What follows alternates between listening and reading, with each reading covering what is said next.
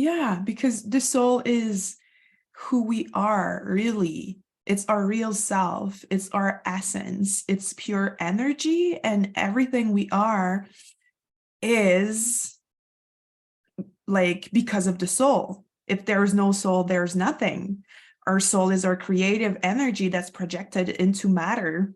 Yeah, the way we're educated, most of us, is like we're this human being and we're this body. Who I am is this body and my personality, and soul, maybe it exists, maybe not. And that's a perspective. But the perspective that we hold here is that, yeah, like Anouk said, we are soul who decides to become human. Welcome to the Alchemy of Transformation podcast. I'm Anouk, a transformational coach, multidisciplinary artist, speaker, and teacher. And I'm Elijah, a multidimensional coach, a transformational artist, speaker, and teacher. We are two source workers deeply connected with our cosmic origins. We are all about incarnating our higher purpose into our lives and helping others do the same. In our discussions, we will share our favorite pieces of wisdom and tools that we personally use to stay aligned and get the best out of ourselves. We hope that you are as excited as we are to deeply explore the mysteries of the multiverse. Are you ready? Let's dive.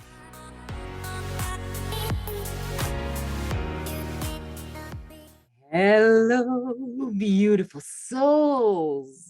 Hello, beautiful soul. It is so nice to be here again for a conversation. I don't know why I'm very singy. I might sing a little bit during this podcast. There's surely joy related to the fact that we are recording our very last conversation of our first season. So it feels like, I don't know if getting somewhere, but like getting to the end of the cycle of something, like being completing something that we've been nurturing a lot. So it's cool. Yeah, it's really nice, that sense of completion, like you're saying. And I also want to say that don't worry, you guys, we have season 2 aligned coming up, following right up. But for us, it was nice to give us a container and a season and a follow-up and a clear structure of what we want to share with you guys. And we are completing our first cycle. So yeah, it is pretty exciting.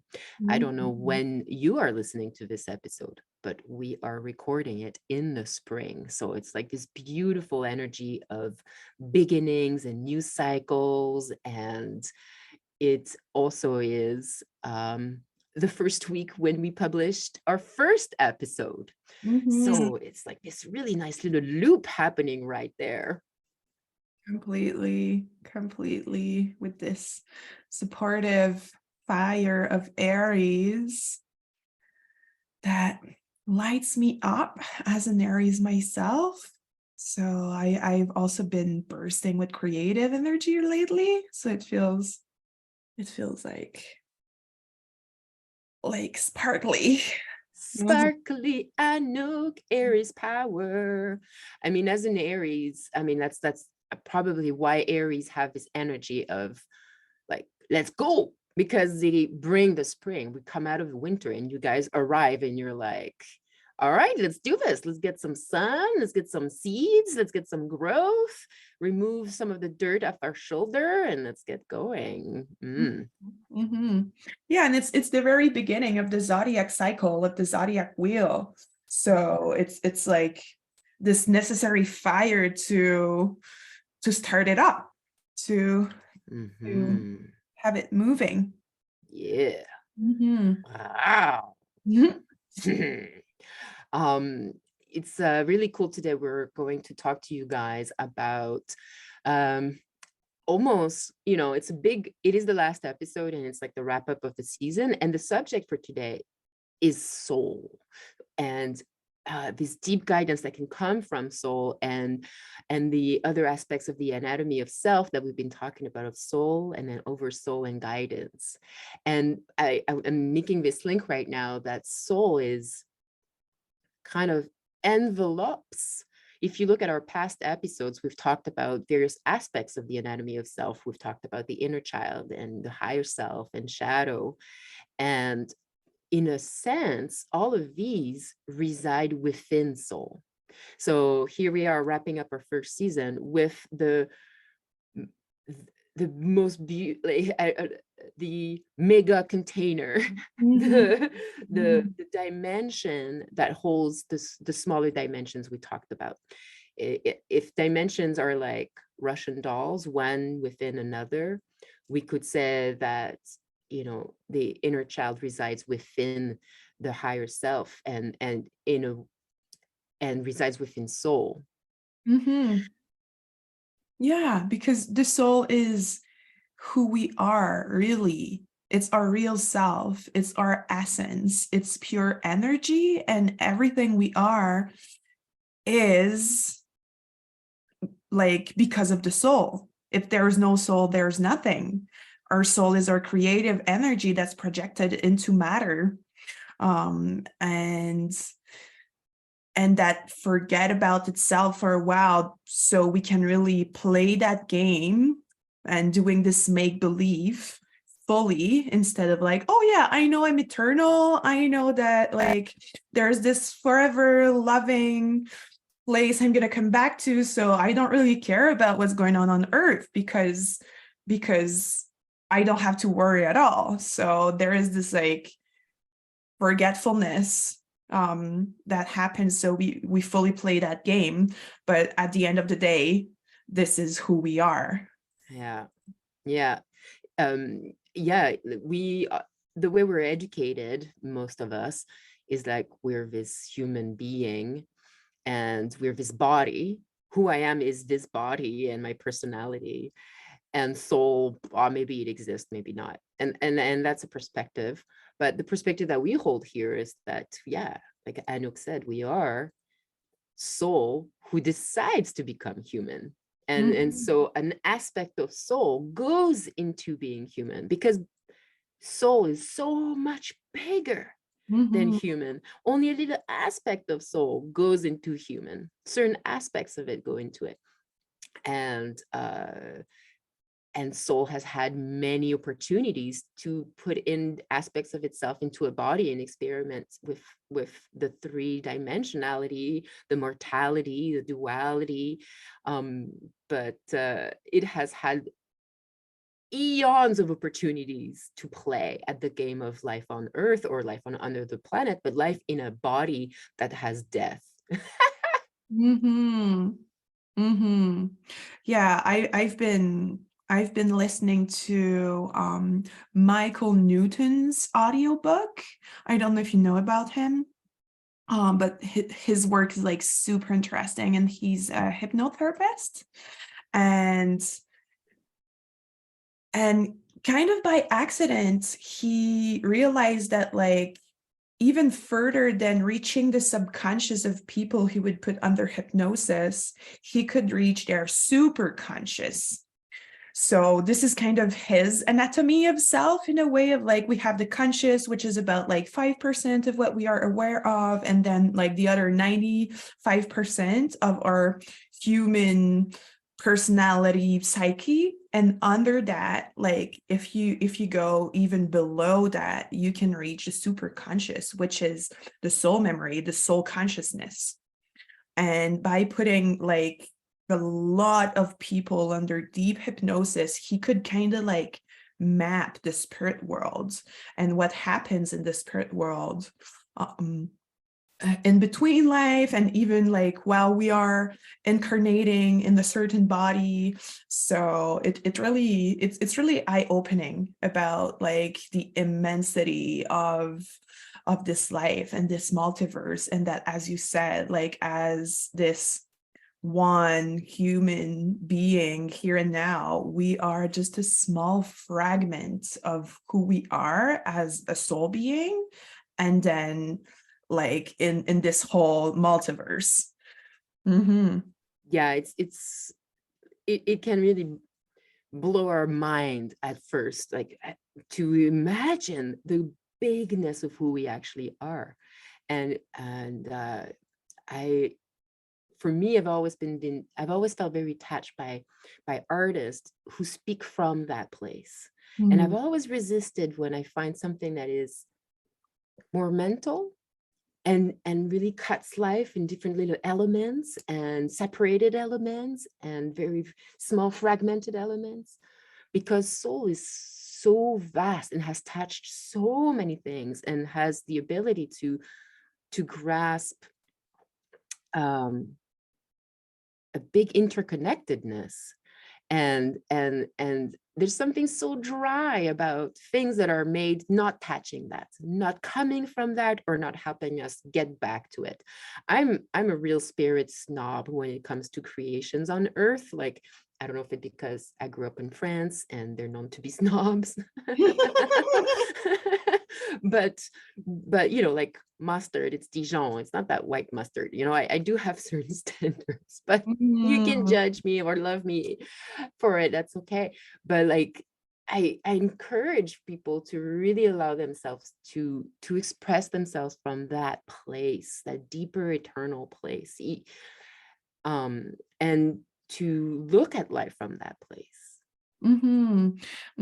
I think that we all aim to do so, and we are at a very specific moment at a collective level, because as I mentioned, there is this like knowing that we're gonna forget, and that we're gonna play a game, and that we're gonna take ourselves seriously into that game. And as humanity, we brought it to like an extreme limit now, of like playing full on this game of duality, of separatedness. And why do we do that as a collective? Is that when we go, like, the deeper we go into darkness, into separatedness, when we reach out or reach up again to light, which is enlightenment, about like this remembrance is just way more potent. So ultimately it's a game, but as we are, like, as I said, in that like collective remembrance, and that we brought the game like super far into duality, now when we embrace this like spiritual path, there is just this like this super magnetic pulling, and this like this deep desire to reconnect with spirit, because there is this like we're lit up literally by this idea of embodying spirit, and really touch that state of bliss and love. Yeah, very beautiful what you described and where you brought me, at least. I do hope that it is the case for most people. I'm aware that some people really resist the idea of soul, the idea of life after death, the idea of other lives, the idea that there is more to life than the very calculable, you know. And I've always felt in this lifetime very touched by these people. And I always felt, it's like, I feel like a service to these people. And I'm always in this internal dilemma. And these people, it's so dichotomic. I'm so sorry. It's so like You're also saying duality. Yeah, I'm full in duality, right? And that's it. Like, I feel so called to surf that place of duality where the closed becomes open. And it's like this constant little program running internally. How can I respect where people are at while still influencing them, guiding them, whisper the concept that we can open a little bit more.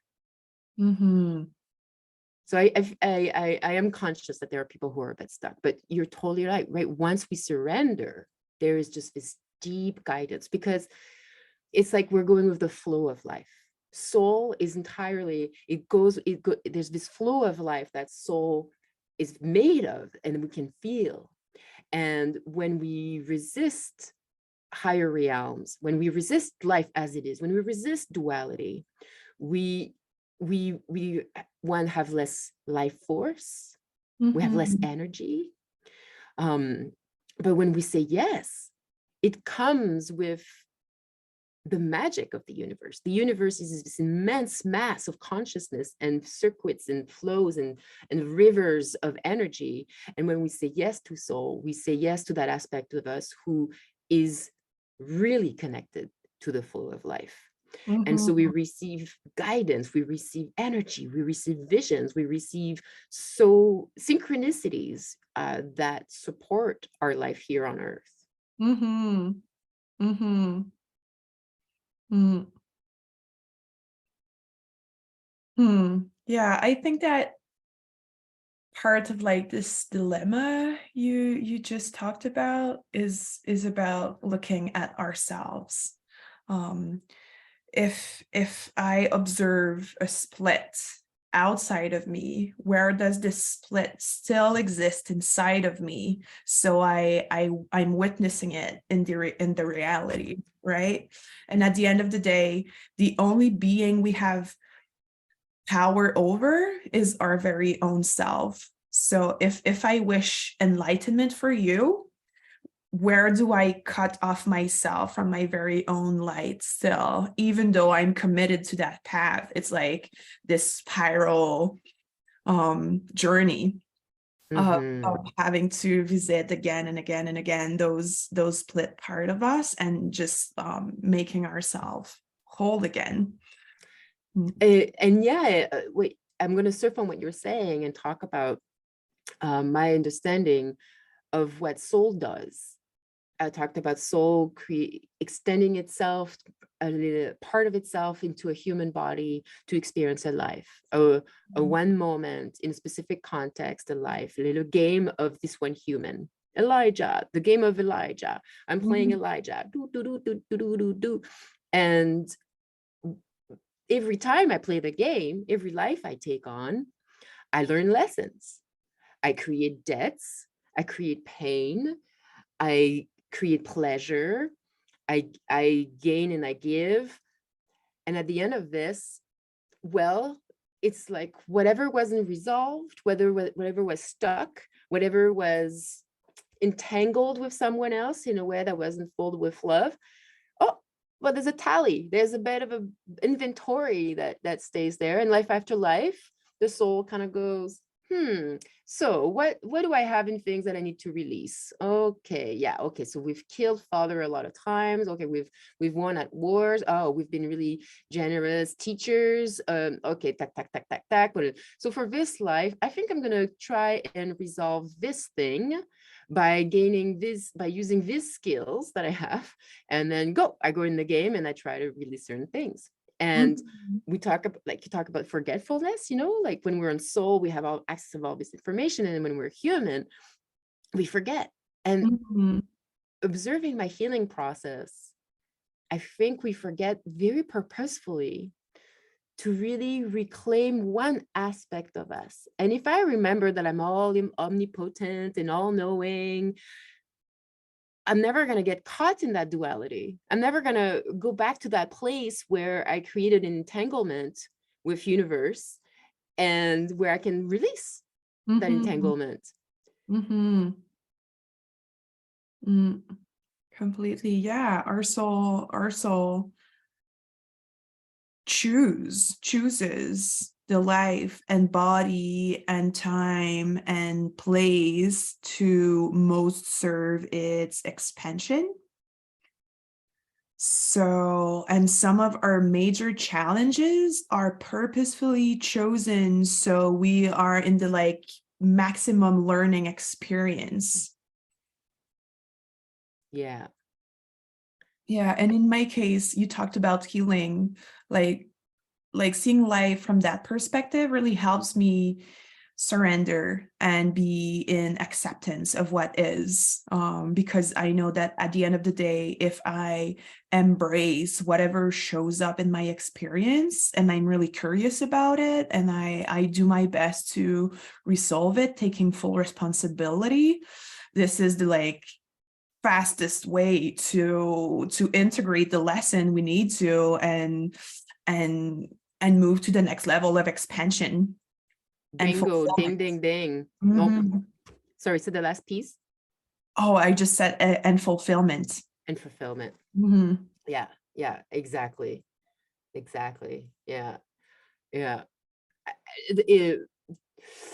Like to take a moment and realize everybody in my life, that my neighbor, my teacher, my friend, my family, they are souls who have had and will have and are having an immense amount of experiences. And I have potentially met them before, and I have potentially not. I potentially have unfinished contracts with them or not. Mhm. We might actually, with one soul, have many different entanglements, but in this life, we're going to work one specific entanglement. Mm. And if we can resolve that one, maybe we'll try a second one, or maybe we'll do it another lifetime.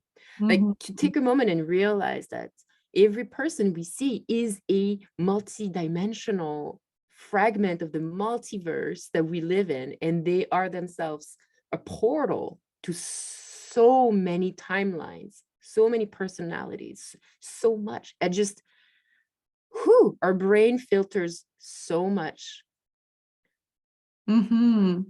because there is so much to this universe to grasp.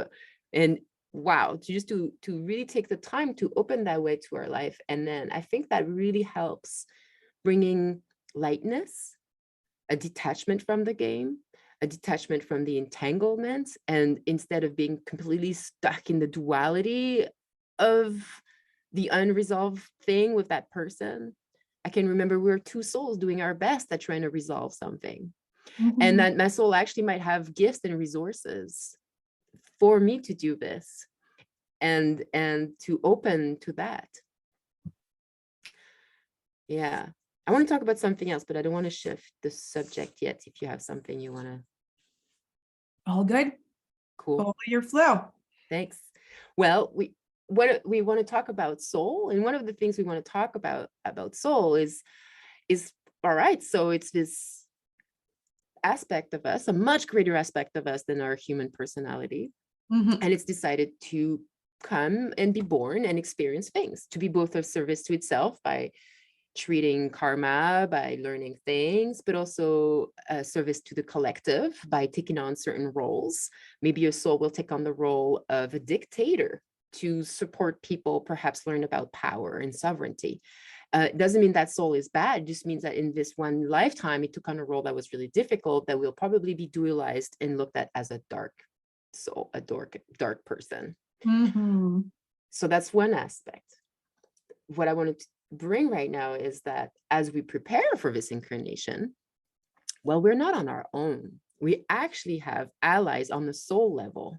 Mhm. And on the soul, like there's can be different allies on different levels, but often it is souls that we've known for a while, and we kind of support each other's soul, life after life after life after life after life. Okay, this time it's your turn to go down, and I'll stay up and be Mhm. your ally and remind Yeah, you of certain things. which could be called soul family. So there are certain clusters of soul that follow each other's for like the foreverness of the spirit world. And as you said, they support each other, and they show up in like multiple lifetimes, in complementary roles as like daughter, son, father, mother, sister, lover, teacher, killer.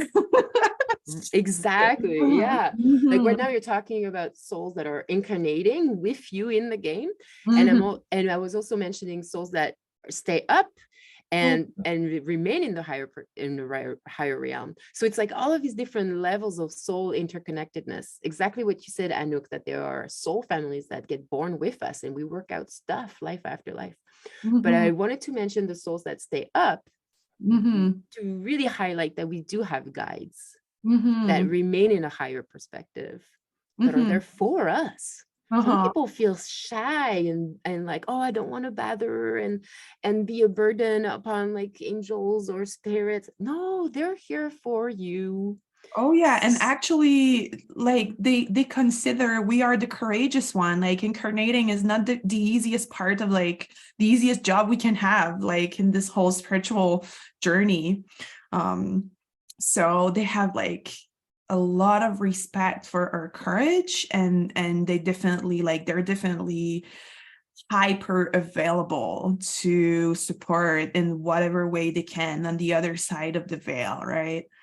So totally never feel that you're bothering anybody. It's like, oh yeah, they're there more than we think. Even if we think they're not there, they are just like so respectful of our free will that we really have to ask and be open to their guidance and help.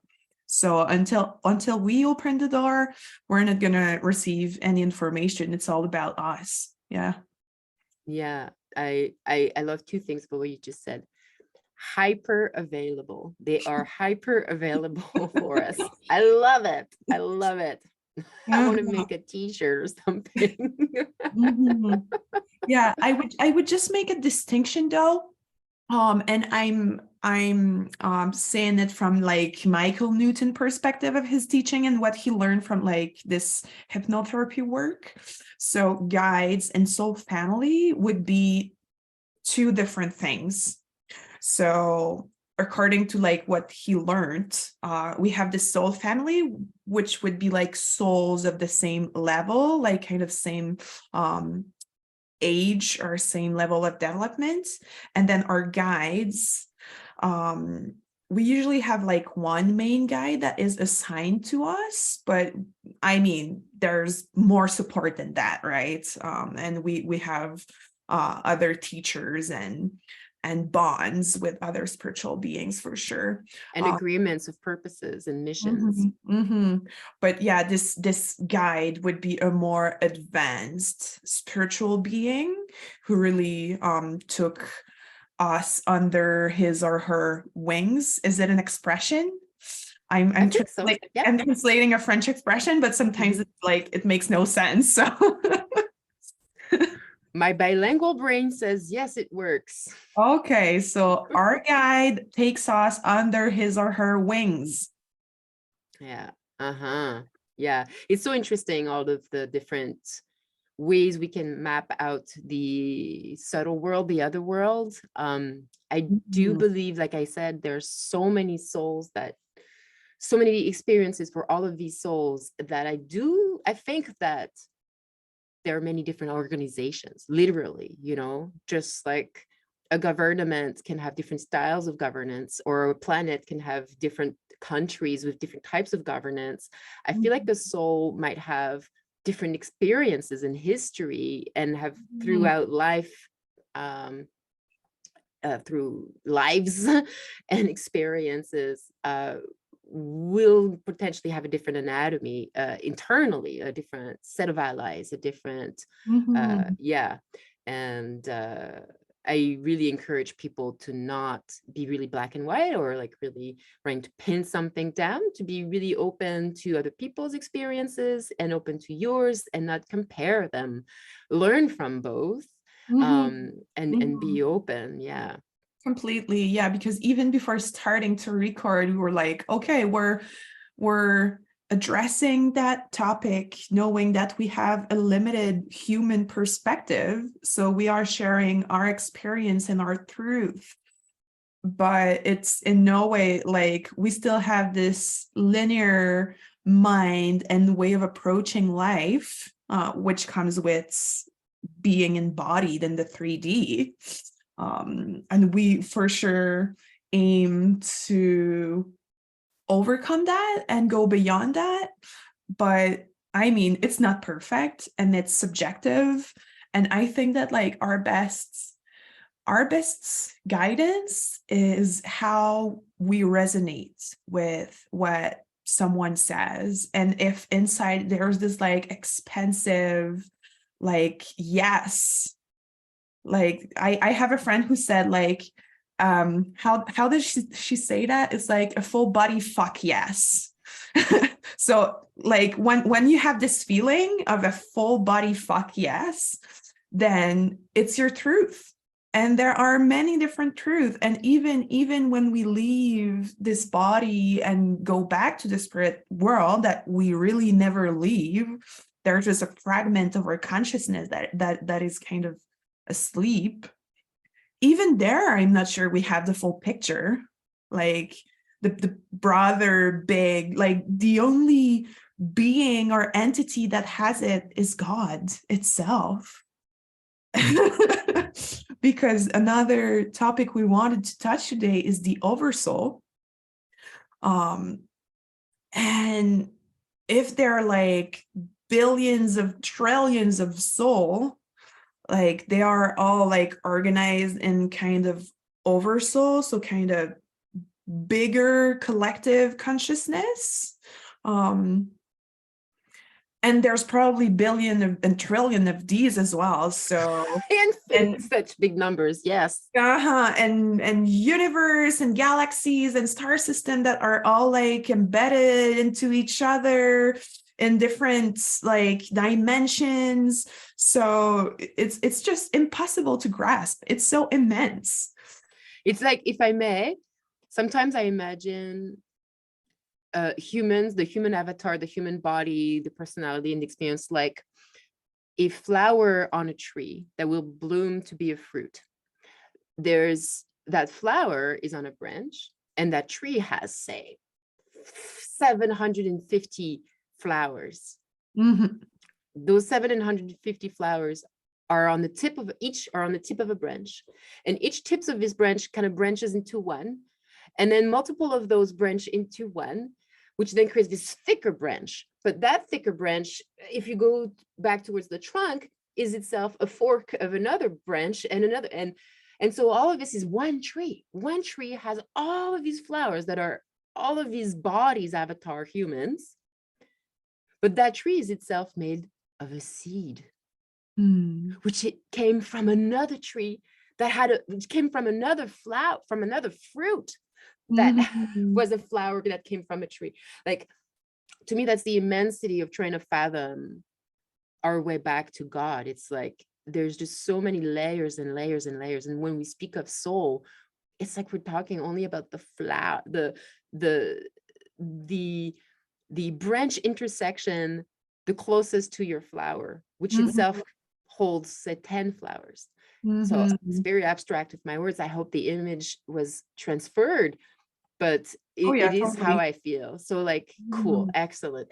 Yeah. The soul is the closest to us, but then the oversoul is a cluster of souls that we have, in a way. And the last few years, I've had the opportunity to really need to be close to God and do a lot of emptiness work. And I feel, in my perspective, I was able to, through meditation and experiences, breathing and blah, blah, blah, touch on my soul level and touch on my oversoul level and touch the different quality of consciousness that resides in each of them, and their goal, their why they are, their raison d'être. Each of them is not exactly the same. Like the soul, I believe, the way I interpret it personally, is that it's very much on the astral level. It is the one that will incarnate in lifetimes and spaces that are all over time and space. But it is the soul that goes into a body. The oversoul goes into soul. So the purpose isn't the same. Completely. But at some point, like our ultimate goal is go back to source, go back to God. And And it's like once in a channeling I was listening to, it was a Yeshua channeling, and he was saying that enlightenment, like from this 3D perspective, we feel like enlightenment is a movement upwards, but it's actually a movement from the outside towards the center. Because if we envision God, our source, as the main sun, the main star, like the original spark of consciousness that just like expanded, expanded, and expanded in the multiverse that we're experiencing now, as fragment of consciousness, we went further and further and further from the center so we could experience duality, and from this like unique perspective we would gather as a fragment of God inform the main sun, the main source. And from this, like from the farthest we can reach, then make our way back to the center, to our origin, to God. So this is what enlightenment is about. And this like this back and forth movement that we're going to do forever, because it's the only thing we have to do, is always reaching farther, and is always like bringing new information, always creating new possibilities, and contributing to the expansion of the multiverse. Yeah. But at some point, when we merge again with God's consciousness, they're going to have another fragment of God that's going to ask to be born as a new soul, or as a new oversoul, or as a new whatever, to experiment. Yeah. Yeah. I'm stuck with this analogy of the tree and the flowers, and I'm translating what you're saying into that. And I'm just thinking of flower that lives for a season, when the tree lives for a very long time. So to the flower, the tree's soul is like this really big and reverent thing, and the oversoul, and it lives for how many seasons? It's forever. And then that flower, given the right opportunity of pollination and sun, and will turn into a fruit, which will then create that seed, which is almost like God. It is the seed that created the tree, that created the flower. To the flower, the seed is God. It is the point of origin of the first expansion. And what will the flower do? It will become a fruit which will have seeds in it. Yeah, and although they look very similar, I mean, if we keep going with that example of the tree, if it's an apple tree, it's always going to be an apple flower and an apple seed and stuff, like giving an apple seed. But it's never going to be the same. It's always going to be a unique, like exemplar, like unique Sample. Thank you. Of the multiple expression of what can be an apple flower. Yeah. And then again, pollination can cross-pollinate certain things. And we learn from each other. We adapt to each other and transform who we are by that new information that comes from the other.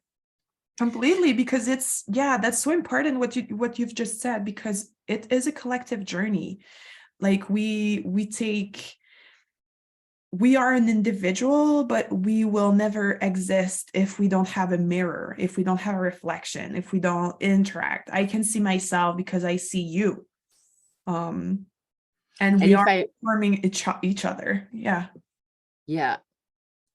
Sorry, I didn't mean to interrupt you, but I was going to say, I can also see myself, thanks to you and the others, that create a context upon which I will show up in a certain way. I can be everything and anything, but every moment I am slightly something specific, and that specific can only be created in that context that is given to me. And in the sense that, for example, in a circle of friends, I'm seen as, I'm going to invent, this is completely fictitious, but just to kind of bring it to common understanding. In this circle of friends, for some reason, at some point, I did something, a mistake, or somebody said something about me, and they don't necessarily like me, and they're not open to me. And so in this place, I am the person who is in a place where there's no energy circulation, and maybe I see my jealousy, or maybe I see my acceptance, or whatever. And maybe in another circle of friends, they see me as somebody who has more knowledge than them. And every time I come, they're like, oh, wow, amazing. And I'm naming these two contexts because in each of them, I have an opportunity to show up in a specific way. And if it wasn't for these people, I wouldn't have this opportunity. If I am left alone on my mountain and feel God, I am but divine. But if I go down my mountain into the city and I'm hungry and I ask for help, I am a beggar. Do you know what I mean? Like, on earth, in this body, we really get to experience all of this relativity that forces our ego and our personality to experience life and experiment with all of these different things. I think a lot about this these days because I've worked so much on deconstructing what I created as a personality as a child and a teenager, that sometimes I really access this place of no oneness. I'm no one, truly. And then I see who shows up in different situations and I'm fascinated. I'm like, whoa, there's this aspect of me that just showed up. And do I like it? Do I not like it? What do I do with it? What does soul want me to do with this?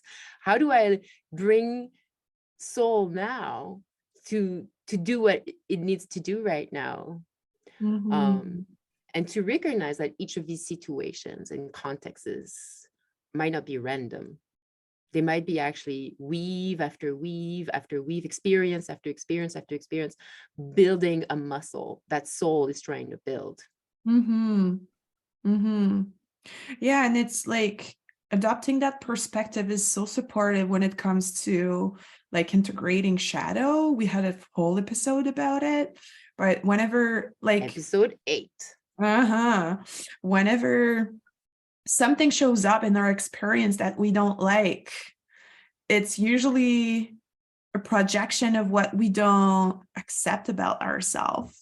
Yeah. So whenever we take this broader perspective of oneness, and there's nothing right or wrong, there's just experience, and whatever is experienced right now is for expansion, it's way easier to embrace the shame, embrace the guilt, embrace the anger, and surrender to it and feel it and release it, and then be able to go through that veil and experience the next level of reality. You're reminding me of an episode, a video I have on YouTube on my channel that speaks about karma. And at some point I mentioned how the way karma works is like right now, the life, what I am perceiving, what I'm receiving from life is the fruits of the karma that I planted in the past. And so I did something in the past. Oh, it left an imprint. It's echoing back now for me to resolve, and how I respond to the situation creates my karma for tomorrow. Either by, de-entangling something right now, or maybe the karma showed up exactly when I was not available to be soul oriented, and I am just creating more charge on top of it so that we'll have more to work with next time.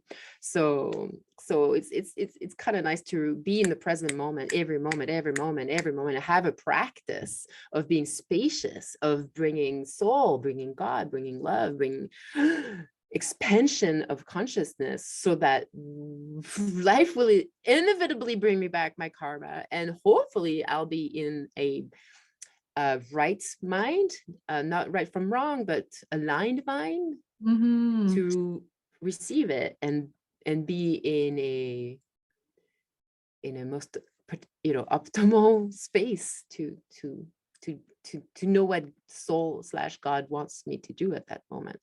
Yeah, and the more we release karma, the more we can be in creation, in pure creation. And don't get me wrong, like all this karma we've accumulated throughout lifetimes now, like have been our teachers. And now from all those experiences, we get to choose consciously. What do I want to experience? And because I've experienced suffering, now I know what I don't want to experience.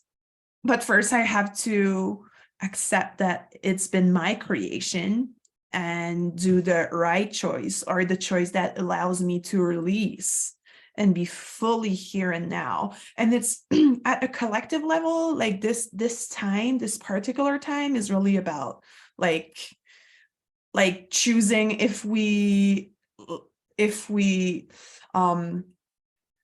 si on embarque, if we embark, is it a word? Yeah, sure. If we get on Yeah. the train. Yeah, for another cycle, or if we release it and create a whole new different reality. Gaia is ascending towards the 5D, and we get to decide now if we remain on a version of Gaia that remains in the 3D, or if we take the train and ascend with her. And this is an epic ride, and this is an intense ride, because all like this acceleration makes that all those past stories are showing up like in an intensified and accelerated way. So it can feel like a lot, but there's so much bliss that we can experience if we just like take it on. Yeah. Yeah. I feel like giving other words to what you just said, because talking about vibration. It's like soul is on a higher vibration than my human mind. And for all of us as a collective to go to the 5D, it means vibrating at that higher vibration.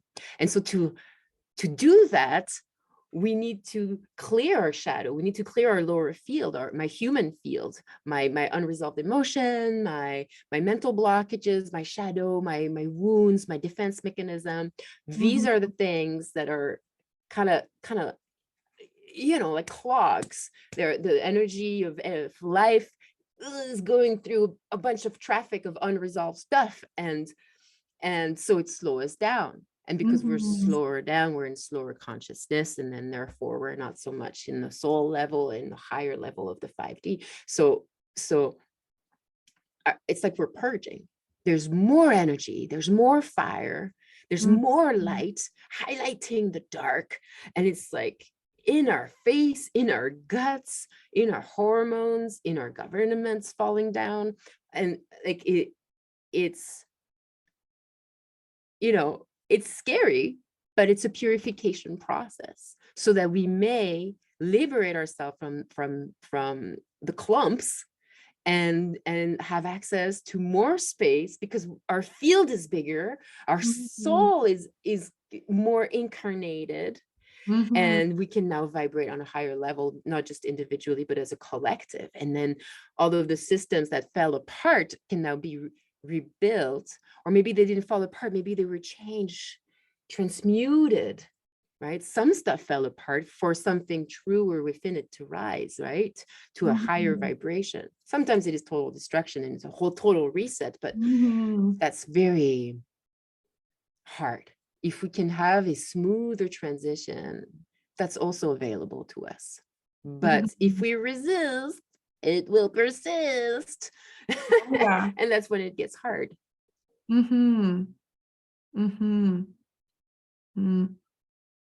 Yeah.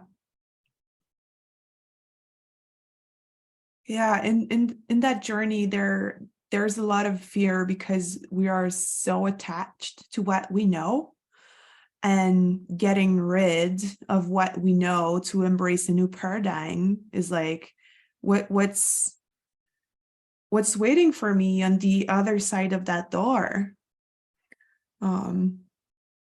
But ultimately it's like this Stockholm syndrome of like being being like in love with our oppressor in a way of like being attached to our suffering because this is what we know and we feel like it's our comfort zone. But if we si on knows, if we dare step out of this comfort zone, like what waits for us on the other side is more of what we really are as a soul. I'm reminded of our roundtable episode where we look at our capacity to identify like aspects of us that might be driving our vehicle and being able to put them on the round table where we can be more in a conversation, you know. And it's like when we're resisting, when we're scared of the unknowns because we're really attached to this thing. But maybe if we can take the time to identify those things and put them at the round table and look at them and have a conversation with them, that in itself just creates more space. And the more we practice detaching from things and putting them in a world of conversation, I think the easier it gets, the more guidance we can receive, and the more training we get at being in not knowing, in trying to not control, but to be observant and in a conversation with life. Yeah, and like in a compassionate relationship with ourselves of like, that's okay to be scared. Like this relationship with the inner child, we've talked a lot about that, and it's both our medicine. So approach those resisting parts as a child that is cared, like helps create this like safe container to be like, this is okay to be scared, but this is actually good for you. So I'm gonna reassure you, but I'm gonna give you also this little push so you keep going, because I know that getting out of like this comfort zone will actually be expensive and make you grow. And often there's this like fear of losing a relationship, losing a job. But what if what waits for you on the other side is something even greater, even better? Yeah, exactly. Scared of losing. And one of the things that came up when you said that is some of us have the fear of losing the freedom to not be responsible. Right? To not take responsibility. A lot of us have been shown how to be a victim, and have been shown that it's okay to identify as a victim. And what I mean by that is that ultimately it might be hard to say, but we are a creator on a deep, deep, deep level. If we come into a situation that is really hard, it's such a hard conversation to have, but I'm going to rewind. Taking responsibility for one's life is really, really hard. And some of us have been trained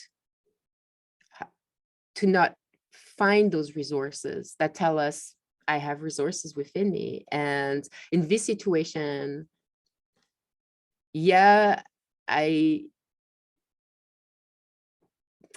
really having a hard time expressing this, and I apologize, because I do not want to diminish those who are in pain and those who are suffering. I really do not want to. I want to come from a place of empathy, but from a higher level consciousness empathy, where I am sorry if you're having a hard time, but I encourage anyone who is going through a hard time, observing where somehow this was created, and that if you can open to deeper inner resources and also release the person or the situation upon which you put on the blame of the situation, and see where you can regain power.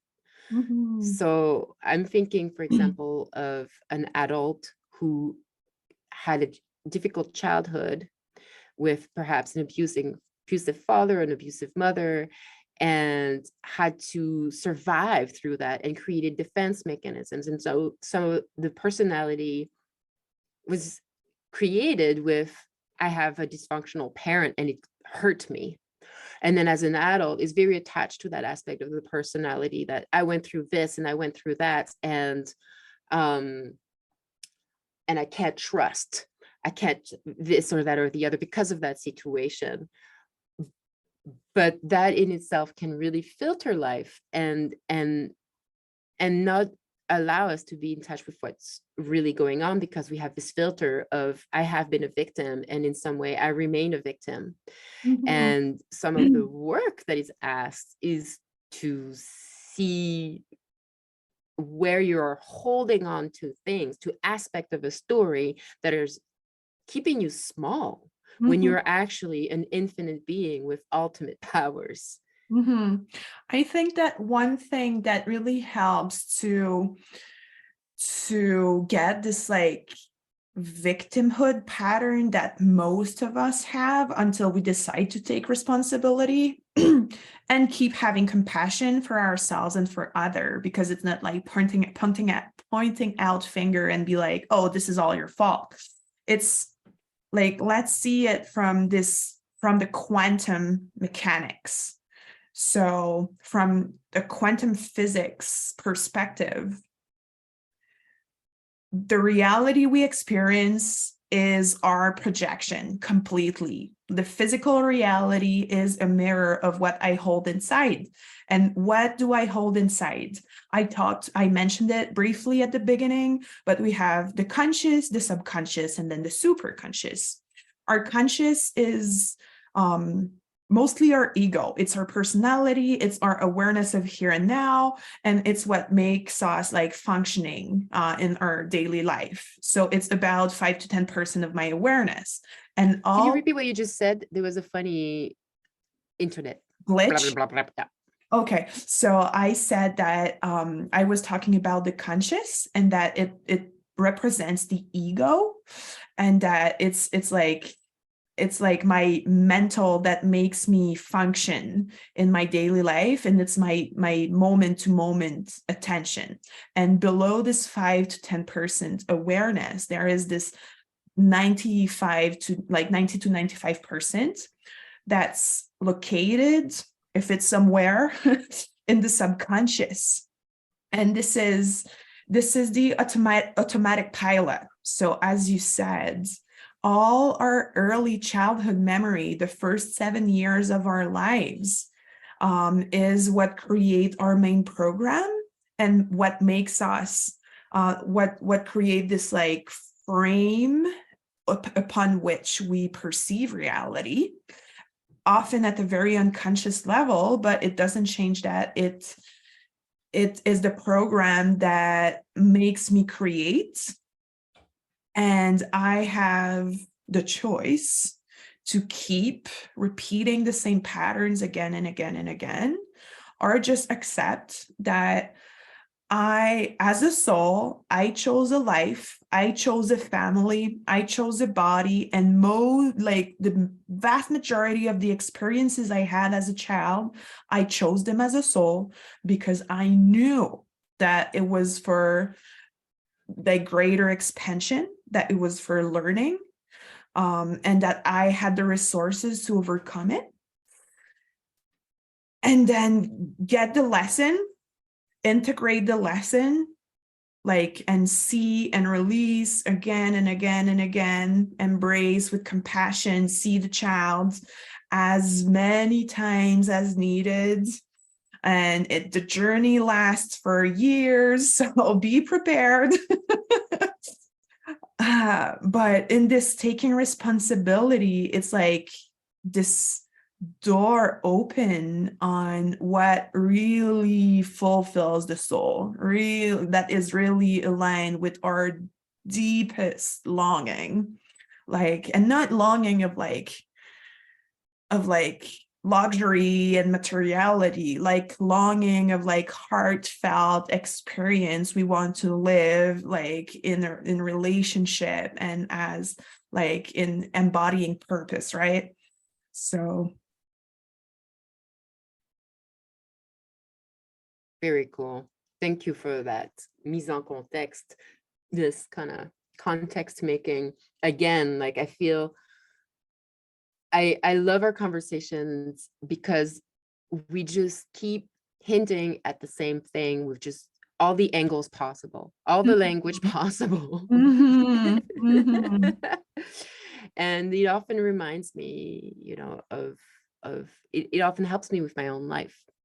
I know, mhm, in reflecting and the things that I'm working on, and yeah, it was very cool once again to look at my own patterns created very young that are the basic programs that I have been deprogramming and then just getting more and more in touch with. And I just want to reiterate that it is hard at first, and it may take a very long time to look at one element, but the more we do it, the more it becomes really quick and the more we can catch ourselves. It might be our first programming that was created from 0 to 7 years old.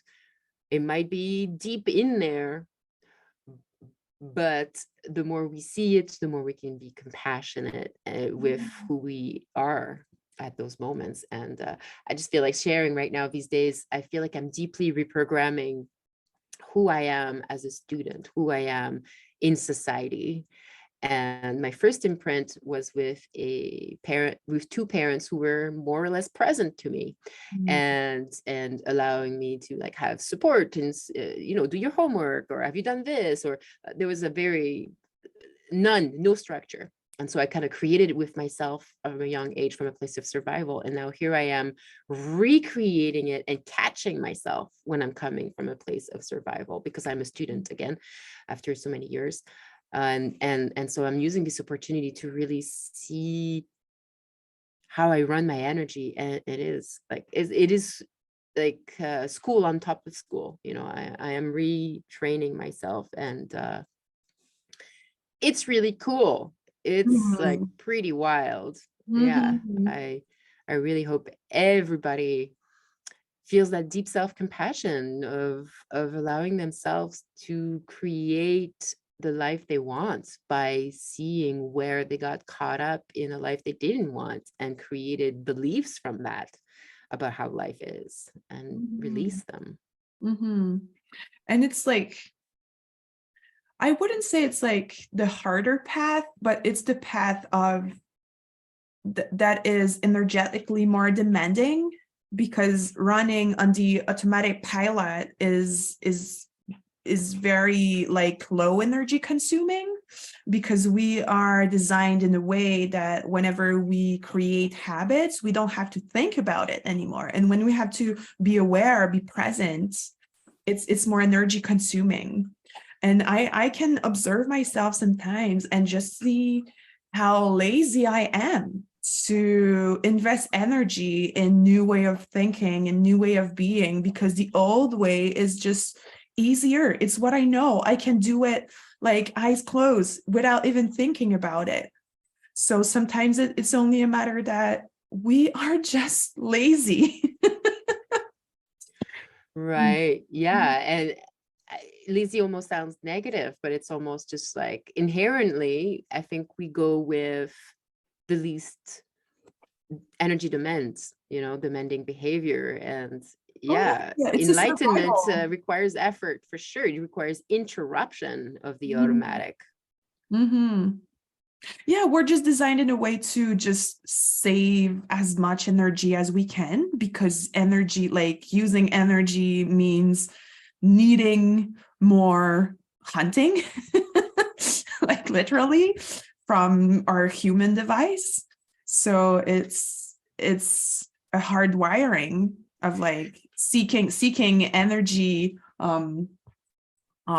saving. Yeah, Mhm. and because what it's demanding of us is the is to be and is to be I am responsible for me, right? Mhm. Like I'm I am born, I am in society, I am trained to go to school and to get certain skills. And if I do that well, I get a job.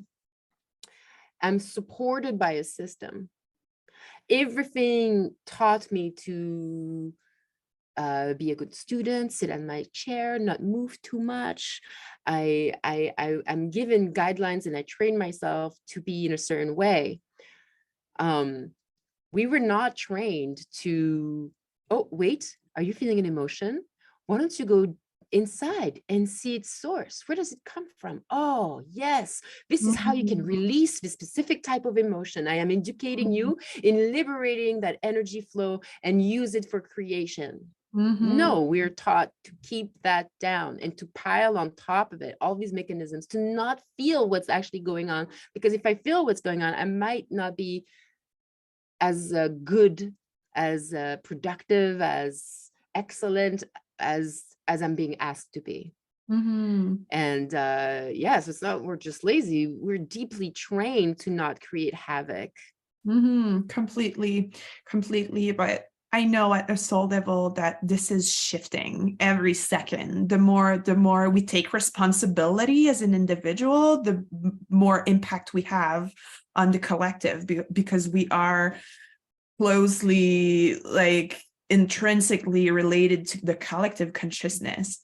And I So, think are good. So yeah, whenever we do the inner work, it's reflected in the outside, and we're more and more and more people doing it and aware of how our institutions operate. So I'm pretty sure that in like 10-20 years from now, what we know at the collective level in our education and the way we function as societies will be completely different. yeah, well, I certainly hope so. And one thing that, is as we clear those things and we get closer to soul in its truer expression, we get literally bigger. Our energy field gets bigger. Our impact into the collective gets bigger. Mhm. And then the collective itself, populated by all these people who are now in these bigger bodies that can receive higher waveforms. Now more and more of the collective has individuals that are made of these bigger beings. So the collective will just grow and keep getting bigger. Mhm. Like we often think of this body and then we talk about soul like this abstract thing. It's a freaking electromagnetic field. It's Mhm. real. It's a field of consciousness that we tap into. Our field expands when our heart and our brains are connected. Mhm. When our brain allows itself to be connected to the power of the heart, our Mhm. field expands. And that means Mhm. we have an impact on our environment and we can feel our environment even more. And we receive more data and we Mhm. are becoming more able to organize data in a more coherent way on a larger sense. So, like, yeah, soul can come into this reality and expand and bust everything. And like you've mentioned, astrologically right now, it's in our favor. Is it Pluto? Oh, I'm so bad with this. Pluto in Aquarius? Pluto is ingressing Aquarius today in the first time in more than like 200 years. Yeah. Yeah. Yeah. Which means busting our spiritual understanding. Busting, right? Um, I don't know Pluto enough to, yeah, to say anything about it. Um, but it's definitely something huge. Yeah. Uh-huh. Yeah. Yeah. And Sorry for the tease, folks. You'll but have to yeah, Google it. if you're teased, yeah, it's just like a trigger so you can do some more researches for yourself. There's a lot of like guidance and wisdom to go get there. But if we stay in our topic, we were talking about how we impact the collective as an individual whenever we do this spiritual inner hard work. But what I wanted to mention is that we are also allowed to be selfish and just see what are the benefits for us as an individual if we do that work. Because it's like we are saying that, yeah, it's like energy consuming and it's a conscious choice, and we have to like explore our shadow and explore our old traumas.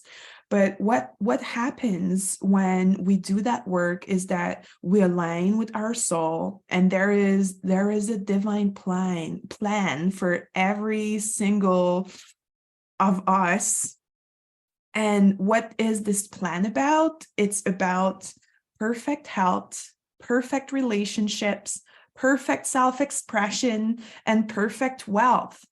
So if we clear our field, if we clear our device and we align with our soul and we let the voice of our soul guide us, what awaits for us is the perfect life we can imagine. Because if I can dream about it, it's that it is available to me. So isn't it exciting? It really is. Uh-huh. It really, really is. Yeah, Yeah. we are powerful creators. We are creators of our misery, but we're also creators of our abundance. And this universe is designed so we can create whatever we want. It's all about choosing and opening the right doors.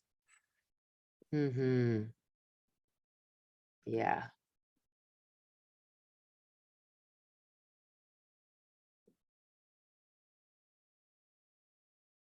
Hmm. Let there be upon this planet a deep, deep, deep peace. Where you see I am your brother, you are my sister, we are one. Yeah, and maybe I feel like Another me. we're almost complete, but this heart piece you mentioned is a huge piece, because we have an actual brain. We have multiple brains in our bodies. Like this head centered brain is like, we now know that it's not accurate. We learn to live from our head, but it's not the way of connection. Our head is more about like problem solving, but we are much more than problem solvers. um, and the intelligence of the heart is the intelligence of relatedness, is the intelligence of unity. And the heart energy center is, in my understanding, in my experience, the one that directly connects me to the wisdom of my soul. So whenever I have a question, whenever I need guidance, if I make silence within and I really listen to what my heart say, it gives me my answer. And more than often it's like, okay, I'm getting that answer, but it is scary to do that, to take that path, to break the old habits, right? But it's what's leading me towards this blissful life I talked about. So Mm. be bold, my friends. Yeah. It's Aries season. Mm-hmm. When we're recording this, so who knows when you're listening. Uh-huh. You can take on some of that little vibration, you strong Mhm. magician. Completely. When you were talking just now, I was like, oh, Anouk, you need to create a meditation to connect to the heart to get soul guidance. Mm, That'd be so awesome. thank you. Yeah. Yeah. Mm. Well, it feels like you brought us to this beautiful place of wrapping up, because we talked about, opening to our guidance to connect to soul. And that's kind of what you did. You kind of give us a pathway, the heart. Go Mhm. into your heart, open the heart. Yeah. Make a life that creates from the heart Mhm. rather than from the head. If the head is a problem solver, the head might look for problems. Mhm. Mhm. Mhm. Oh yeah. Hmm. Well, so it would be the completion of our first season. Mm. I don't know if you, dear soul listener, if you listen to it in a linear way, but like in whatever way you listen to it, huge thank you from the heart for sharing this adventure with us, and definitely stay tuned because we might take a little pause to create more behind the scene. But it's, yeah, it's the end of one chapter, and we're grateful for you joining for this adventure. Hmm. Ah, it was such a wonderful time to be with you guys finally, and to be with Anouk, and to be with God and Source and Soul, and just bathe in those undulations, hoping that they were shared all the way to you, into your cells, and activate your deep soul memories in your DNA. You are creator, and I hope you remember. Sure. And as we mentioned, we are sharing our very unique, limited perspective, and we we hope that you learn from what we are sharing, but we are also very open to learn from you and hear from you. And please share your own very unique perspective with us and make it a conversation. Because it's all about conversation, right? The heart. It's all about connected, and the way we connect is through conversation. Be our mirror. Mwah. Mwah. So take care, beautiful souls, and we'll talk to you soon. Hey, wasn't that interesting? What did you think? We certainly hope that something opened up for you, and that you know and love yourself even more. We surely want to witness your insights and transformation, so please share with us what you got out of it. You'll find our social media links in the description. Stay tuned for the next alchemical conversation. Take care, beautiful star being.